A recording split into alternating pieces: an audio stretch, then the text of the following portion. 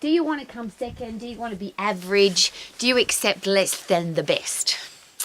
And it's an interesting question. I have a beautiful husband who's a top-level world champion, elite athlete, martial artist. And they have a great quote in martial arts that you don't win silver, you lose gold. And he will share with you passionately that when he trains, he doesn't train to come second or third. He only trains to win.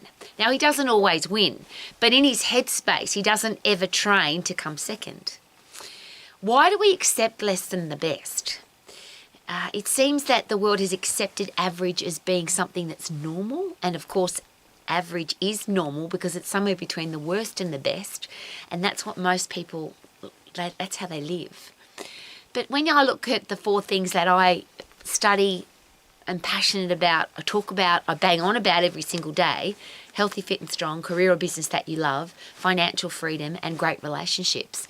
In those 4 major areas of life, why would you accept anything but the best? So why would you be averagely healthy, fit, strong, lean, energetic? Why would you want a body that isn't 100% fit, 100% strong, 100% energetic, 100% ready to go? And I always ask those questions. If you want a 100% result, you have to put in 100% effort. Why would you exercise at 50%? That's like training for the silver medal. 100% effort gives me 100% result. So I get puffed and lift heavy at 100% effort. I put in 100% into everything I do because that's the outcome that I want. Now that's for my health and my fitness and my strength and my energy and the way I want to feel and be able to perform for the rest of my life. How about you? But what about your career or business? Why would you accept a job or a career or a business that's your second choice? Why don't we do what we're absolutely passionate about, that we really love, the thing that we love the most? And if you ask the people that are really successful in business, in their career, in their chosen activity for the way they make money, the ones that are really and that's the only success that I consider, they all tell you that they're doing it because they love it. There's plenty of people that make money, but they don't always love it, and they end up stressed and angry. They have to work so hard and they're annoyed with their life. They don't love what they do. A lot of people share with me, but Rowie, I make a lot of money. Yeah, great, but are you happy? And I'll give you a very controversial statement which I have used on a fairly regular basis. Some people share with me exactly that statement. I don't love my job, but I make a lot of money. And there's first of all, there's a quote that says a lot of people will waste their health to get wealthy, and then they have to spend their wealth to get healthy. But when I'm dealing with men, and I often speak at conferences where there's only men, if a man shares with me, I'm not very healthy and I'm out of shape and I don't have time to spend with my kids, but I got a lot of money. We make a lot of money. And in this one man in particular, he was very, very overweight. And I said, excuse me, sir, can I ask you a very personal question? How long has it been since you have physically seen your penis? He had a very big belly and he was very out of shape. And for me, and I'm not a man, but to not be able to see that most important part of your body because your body is so out of shape, and I would imagine then it doesn't work, and I've studied enough anatomy and physiology to understand that if a male body is out of shape, it's unhealthy, it's unfit, you've got no energy, that very important part of life doesn't usually work very well. I'm sharing that because why would you accept that? Why would you have a body that's so out of shape that you can't have a great physical relationship with your partner, or you can't play with your kids and go out and play sport and have a great time with your life, do all the things that you love to do? Your body's out of shape. Why would we accept that?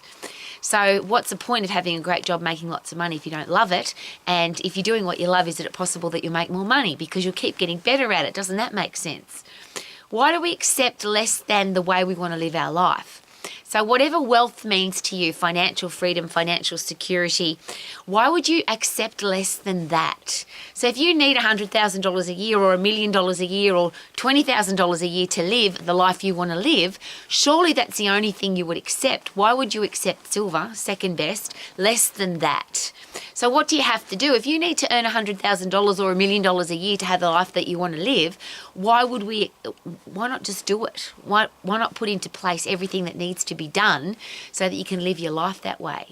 And then relationships are really interesting. So many people have poor relationships with themselves, with their family, with their partner, with their children, with their team players at work, with their boss, with the people in their sport. They just don't have good relationships. They accept disrespectful, rude, arrogant, horrible people in their life. Why? To me, one of the beautiful gold medals, and to me those things are the reason to live a life to the max, which is a gold medal in every area. Healthy, fit and strong is a gold medal. A career or business that you love is the gold medal. Financial freedom is the gold medal. And of course, beautiful relationships. Why would you accept horrible people in your life? But they're my family. Yeah, but if they weren't your family, would they be in your life? That's always the question to me that's the most important. And everyone says no. I would never accept this from anybody else. So why do we accept it from our family? And that great quote, we only get what we accept and we get what we expect. So if we accept that our family's treating us badly or anybody's treating us badly, we're in a bad relationship, we now expect the person to treat us that way. So we accept it, we expect it, and it just keeps on going.